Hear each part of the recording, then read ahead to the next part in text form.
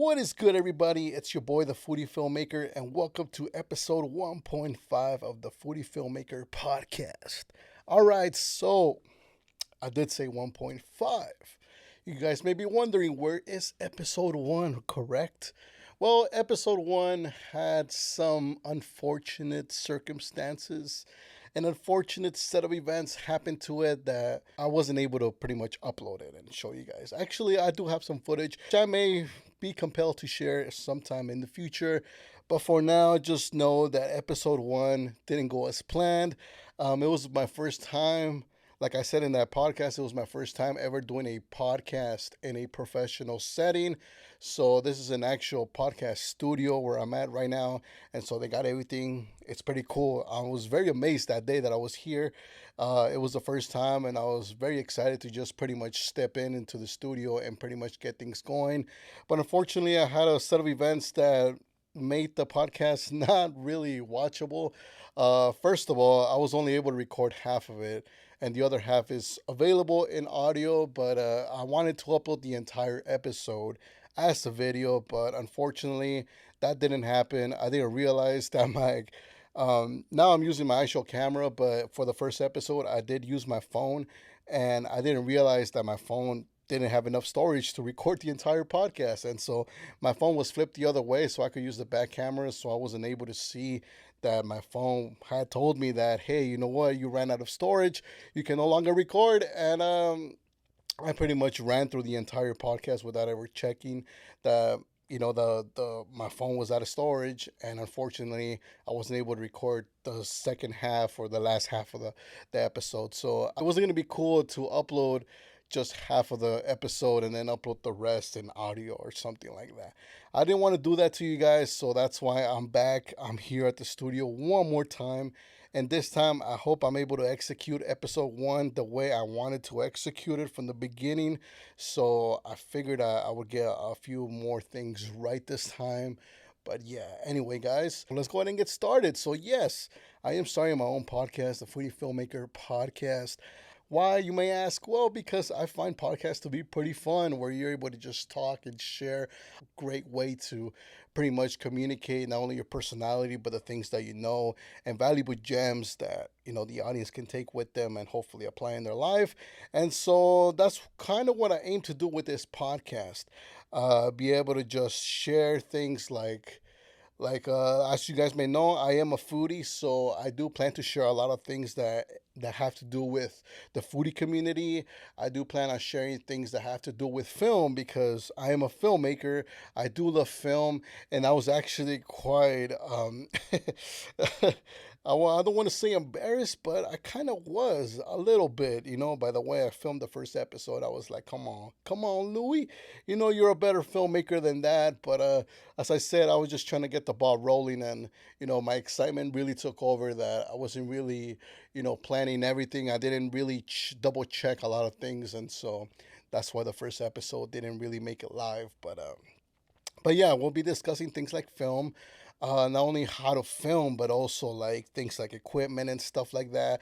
I have a great passion for those two things when it comes to food and filming. So we're gonna be sharing a lot of that stuff, and also pretty much like the behind the scenes of actually doing these two things. So I would like to share valuable tips on how to become a better foodie if you're a current foodie right now, food blogger, influencer, whatever you may want to call yourself. I do have some valuable tips that can help you become more of that, become better.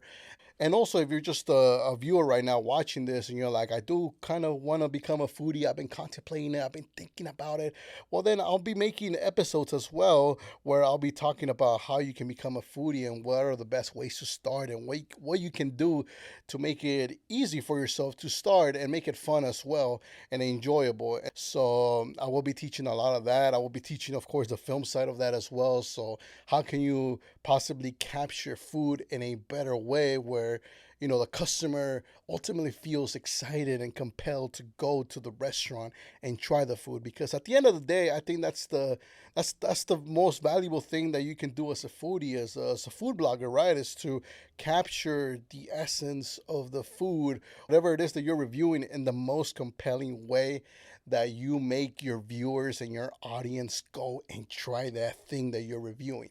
It's not an easy task. I mean, a lot of people think that it's easy, that you just got to press record on the camera and you're good to go, right? And to some extent, sure, there are videos out there that perform really well and they're very simple as far as like the way they were filmed and the way, pretty much the whole idea, the whole concept of it was very simple, and yet it still managed to go viral and stuff like that. And those scenarios are real. However, I wouldn't say there's something that you should aim for, because that is something that is almost unpredictable. I wouldn't say that you can't do things that could increase your chances of making your content and your videos viral, but at the end of the day, it's the audience who chooses, it's the algorithm, and there's a lot of things in the background that you really can't control that will determine if your video is going to go viral or not. So for me, the focus has always been to always focus on making great content, making content that will eventually, have to, get the customer to go to the restaurant and actually, buy from that place. That way the business actually grows and you've done your job effectively of helping the business grow. And so that to me is amazing. It's an awesome feeling. It's an awesome goal to always have every time I go to a food event, food recording, or anything in those lines. So I did take a few notes, pretty much the same notes that I used in episode one, just so that you guys get the hang of what's going on here. And so yeah, so I pretty much rolled my intro. I pretty much told you guys, what we're doing here is a podcast. So is this the first podcast that I have been in? It's actually not. I've actually been in a podcast before, and I'll actually roll some clips right now, as you can see. I have been in a podcast before, but the podcast was a little bit different. And as you can see, I did the podcast with another man right there. And that man right there is my previous boss of the company that I used to work for. The company is called Kabartsi Jewelry. It's located in Los Angeles. They sell jewelry. So shout out to Kabartsi Jewelry. If you guys are watching this, I'm not sure if they're still fans of my work. But we did leave on good terms. So hopefully. But yeah, the guy right there, that's Varuzhin Kachikian. So that's him. That was my boss, and it was originally his idea to do the podcast. It originally started as him just wanting to do a YouTube channel, actually, and so he would share a lot of wisdom and knowledge behind success and really actualizing your life and becoming a better person. And so I was just the one recording him, until one day he just kind of asked me to just jump in and make the video with him. And so I did. I jumped in, and then we kind of went back and forth, and we pretty much liked what happened that day. And so from there on, it just kind of became a podcast where we pretty much just shared, we pretty much had questions that were submitted by the audience, and we pretty much broke those down, and we gave our own viewpoints, and it was cool, it was fun. But eventually it did come to an end when I had to leave that job to start what I am doing now, because at the end of the day, it is great, but it was just getting too comfortable, and I felt like I could do more, and I felt like I just didn't want to continue being in the jewelry space. I felt like, yes, I did like the marketing part and the content creation and the social media stuff, but I just didn't like to do it with jewelry. So I had to make that shift and go with food. And food really brought that light out of me and brought that passion. And it was just awesome. I'm very happy that I am here today, that I made that shift. It was very scary, but I'll be sharing that in a future episode where I'll kind of go more in detail as to how that transition went. But yeah, and so that podcast was more about like personal growth and stuff. This podcast will be more about like the foodie community and like filmmaking and stuff like that. It'll still be partly educational, because I personally do love sharing tips and stuff. I do love that part of being an educator and being able to share stuff with people. And so I hope to do that with this podcast. Now, you may be asking, will there be any guests in here? Will there be somebody else? Am I going to have a co-host? Am I going to have someone here with me? And the answer is yes. Yes, I do plan to have guests at some point pop into the podcast. But for now, it'll probably just be me, just because I'm still trying to get the hang of it. Like I said, it's the first time it's not the first time I do a podcast, but it's the first time I do a solo podcast where it's just me alone in a room. There's actually nobody here right now. So it's not the first time I talk to a camera, though. I have done YouTube channels back in the day, and they were somewhat fun, I would say. They were fun. They weren't the best. Those YouTube channels are definitely not around anymore. But I wish they were, actually. I would really love to show you like footage of how I used to film YouTube videos back in the day. But yeah, I just know that there will be guests. If you're someone right now watching who wants to be a guest in this podcast, please be sure to leave it down in the comment below, or just send me a private message, and we'll set something up for sure. I mean, I'll try to get as many people as I can in the podcast. Whoever's interested in sharing some time with me and sharing some time with my audience. And I'm probably the last person in the foodie space who you'd expect to start a podcast, just because if you're watching this and you know me in real life, I don't really talk much. I'm pretty much an introvert, and so I pretty much just stay in my own little space. I'm not really around crowds. The only times you'll see me in those scenarios is when I'm doing something for work, because when it comes to doing work, I will actually make the effort to be part of those scenarios there. But other than that, willingly, not much. And pretty much everybody who I have around talks a lot more than I do. So then when we're like in a group setting or something like that, I'll be the person who talks the least. But like I said, and I've always told everybody, if there's something that you love and there's something that you find exciting, you should always go after it and pursue it. Even if you don't have the natural skill for it, still go for it, try it, and give it a shot. But yeah, I definitely look forward to where this podcast goes in the future. But yeah, we will have guests. We will have I don't know about a co-host. I do prefer to just keep this podcast solo, but who knows? Maybe in the future that does change, and I do end up bringing a co-host if there's some chemistry there. But for now, I just expect this podcast to just be me, and then here and there a guest will pop in. So if that's something that interests you, you want to be a guest here, just let me know, and we'll definitely make it happen. People who I do plan to have on this podcast and that you could definitely expect on this podcast will be the Reactive Media team. So, in case you guys didn't know, I am a part owner of Reactive Media, which is a social media agency that helps restaurants manage pretty much their social medias. We do marketing for them. We manage their social media accounts. We create content for them, and so on and so forth. So if you're a restaurant watching this and you may be interested in something like that, you can always hit up Reactive Media on Instagram, or one of us, one of the members. So who's in Reactive Media? So that would be me, that would be Michael, that would be Thomas, that would be Andrew, and that would be Kyle, right? So all of these guys are great. They have specialties in areas that they're very good at. And so I definitely plan on having them all come through to the podcast. I'm not sure if I can fit everybody here all at once. I'm not sure if I have enough mics here to cover for every single member to be at the podcast at the same time. But we'll make it happen. We'll make it happen, and then eventually, of course, I do want to have each member just a one-on-one, so you guys can get to know the team a little bit better. But yeah, definitely the Reactive Media team will be here in this podcast at some point in the future.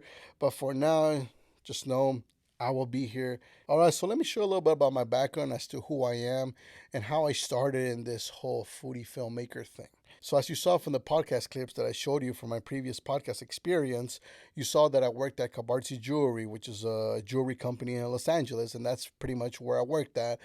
And yeah, I pretty much was in charge of managing their social media accounts and creating content for those social media accounts. And I pretty much did all their marketing. I ran ads and stuff like that. And I also managed their websites, so their e-commerce and stuff like that. And so I was pretty much in charge of all of that. All the techie stuff, that was pretty much me. Like I was the guy in charge there. And it was cool. It was fun, because I just left my job of being um, of working in a restaurant environment and stuff. Those kind of environments tend to be quite chaotic. So I was very happy to be able to move to something a little more calmer, like an office, and be able to do the marketing and content creation and stuff, because I had done that prior to that. And but I would just do it as a hobby. So, being able to do it for the first time as a job at that jewelry company, it was something that, it was life changing for me. I was very excited. I was just like blown away, because I was like, wow, like this is something that could be true. Like it's a dream come true, pretty much.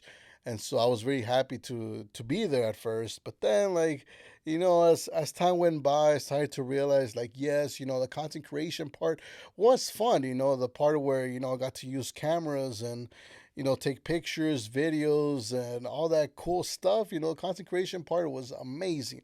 However, the fact that I had to do it with jewelry was not that cool. It was kind of it was kind of getting boring, because as you can see, I don't wear jewelry. I'm not a big fan of jewelry. I mean, I think jewelry looks cool. So eventually came the point where I just felt like I had to go, because there was just no direction for me. I kind of lost sight of the vision by working there, and so it was time for me to embark into a new journey. And so luckily, when I had that same feeling of wanting to embark into a new journey, is when my first encounter with being a foodie came to place. So there was this restaurant opening up close to the place where I worked at. It was called Garo's Deli, and this deli is still open to this day. So if you guys want to go check it out, it's in downtown Los Angeles. Look it up. It's called Garo's Deli. They sell amazing, delicious sandwiches. Right now it's been open for like 2 years now, but when I was there, it was just opening. So I was excited about the opening because I love sandwiches. And so the first day that they opened, I went there, I supported, I went, I bought the sandwiches.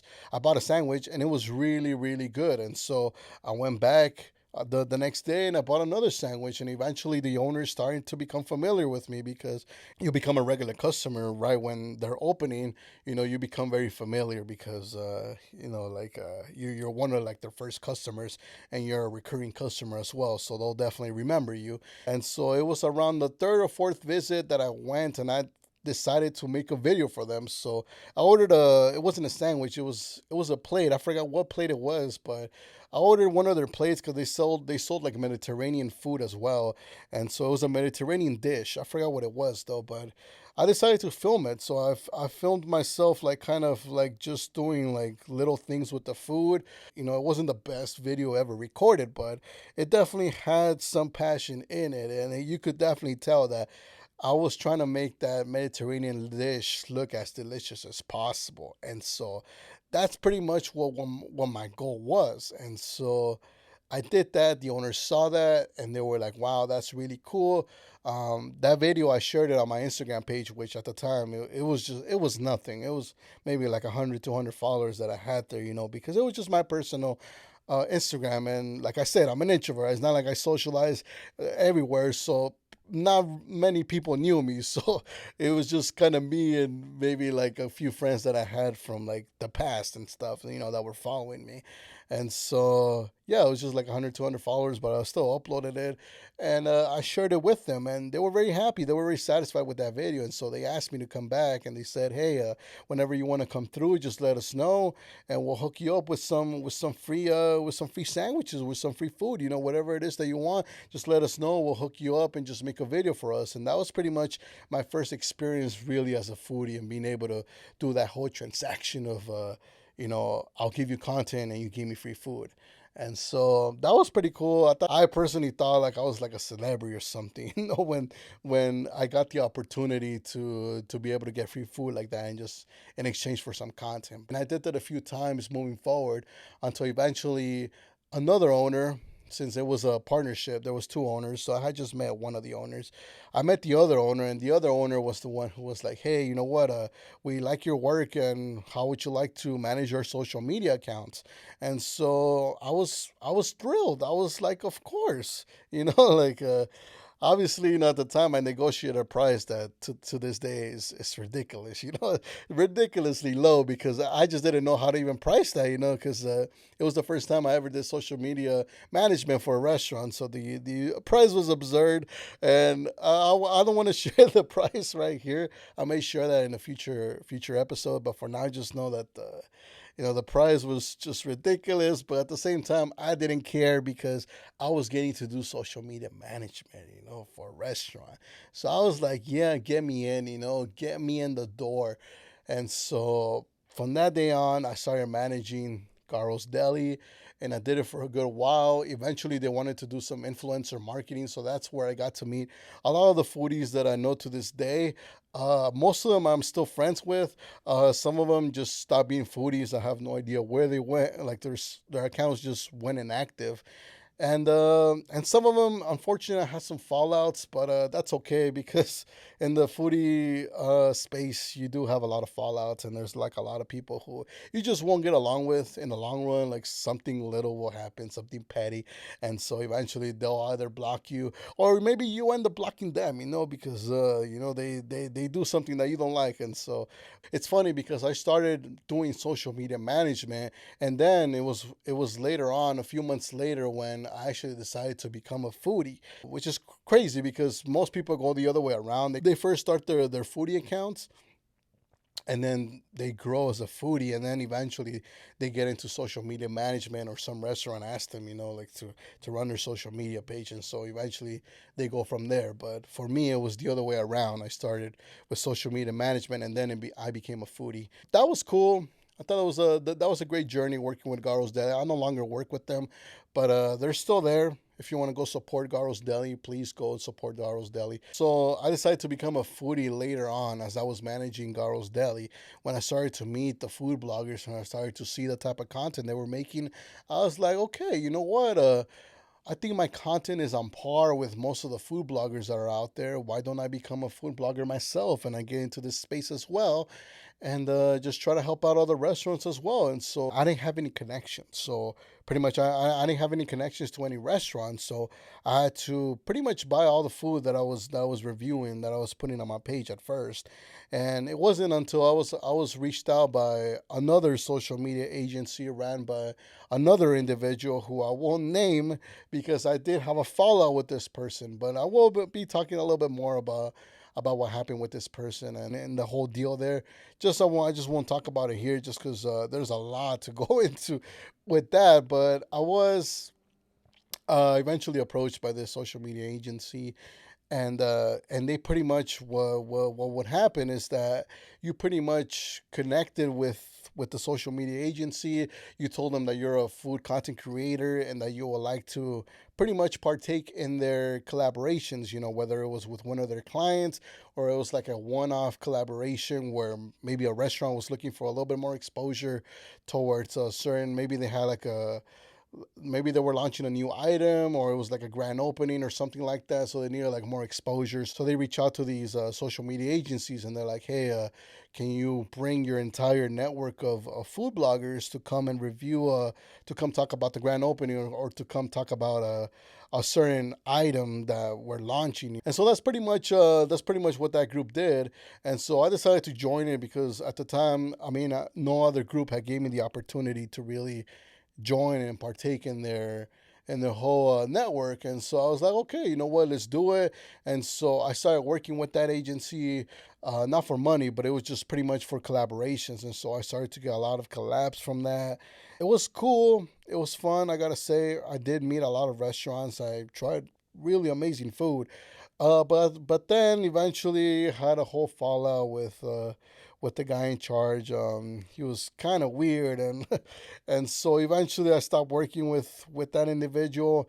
And eventually I decided that, hey, you know what? I don't really need to partake in a network in order to get collaborations, in order to work with other restaurants. I could just do that myself. I could just directly message these restaurants and tell them, like, hey, you know what? I would like to work with you. I like to come by and create a video for you at no cost. You just got to provide the food and just let me know like what dishes you like to promote, and I'll do that for you. And so I started doing that, and really quickly I was able to pick up traction. I was able to pick up a lot of collaborations at the time. And so I was just trying to do as many as I could. I was just keeping myself busy with that. And yes, at the time I wasn't really making any money with these, because it was they were all free collaborations at the end of the day. All I was really doing is just saving on food cost. Because I really didn't have to pay for any food, since I was getting all these collaborations, and I was pretty much eating the food that I was getting at the collabs. But other than that, I wasn't making any money. So it was kind of a, I guess, a bumpy road right there, risky, because you're not making any money. But it was all towards pursuing the dream, the vision, which was to eventually do what I do now, which is the social media agency that I have right now, which allows me to do more of what I love to do now, which is the content creation and just, helping restaurants at that scale, and also be able to just do these collaborations. I still do them to this day, but they're more like for fun now. They're more for enjoyment. It's not necessarily like I go to these restaurants and I'm like, hey, I charge this much for this video. Not like I'm trying to upsell them to join our social media agency, which if they want to, that's totally up to them, but I generally just go and want to make a good video for them that could help them out. And then if they decide that they want more help from me, then I'd be more than happy to help them out. That's pretty much how it all went. And pretty much I mean, there's a lot, obviously, from the moment that I left that group and started to pretty much get my own collaborations and pretty much go on my own to where I am now. There was a lot of like, you know, there was a lot of things that happened along the way, as with any journey. But yeah, that's pretty much gonna be for another episode, where I'll pretty much go into the stories that happen along the way. But that's pretty much the gist of how I started my journey here as the foodie filmmaker. By the way, actually, I didn't when I started my foodie account, I wasn't even the foodie filmmaker. I was just the Almighty Lewis, which currently right now that is my personal account now. So it went back to being my personal account. So if you look up the Almighty Lewis, that's my personal account. And eventually I changed it to the Foodie Filmmaker, because I wanted a name that was more on the foodie side, but also I wanted to let people know that I'm also a filmmaker. I also love film a lot. And so you'll see that reflected in a lot of my content.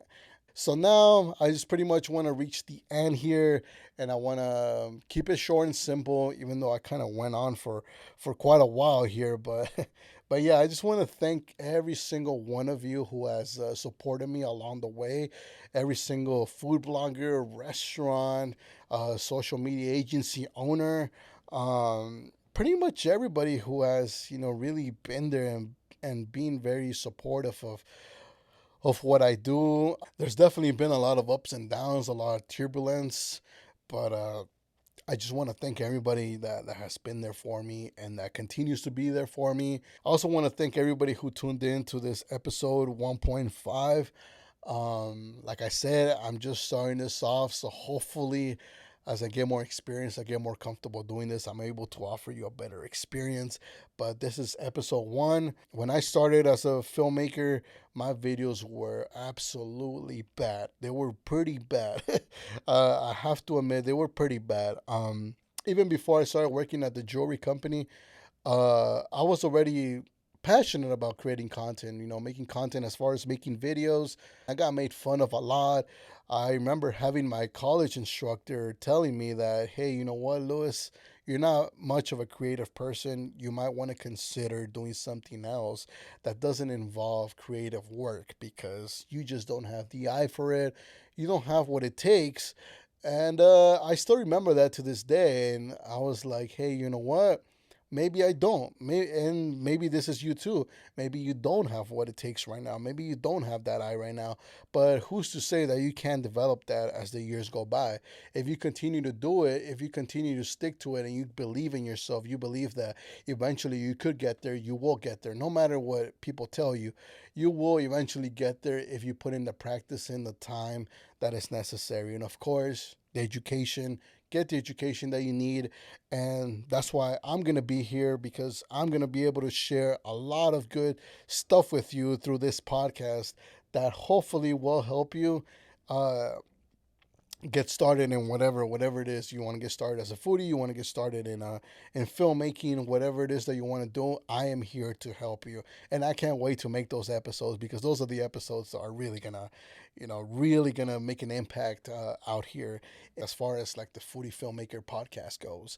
And so I can't wait to make those episodes. This was just kind of an intro, just to kind of get things going. So I'm not sure this is gonna be the best episode, but hey, you know what? Here it is, episode 1.5. All right, the remix. But yeah, I just want to say thank you again to everybody who's watched this. And if you're watching this on YouTube, be sure to subscribe to the channel. But yeah, thank you again. I look forward to episode number 2, which should be coming out soon. Other than that, this has been the Foodie Filmmaker Podcast. This is your host, the Foodie Filmmaker, Louie. And I'll see you in the next episode.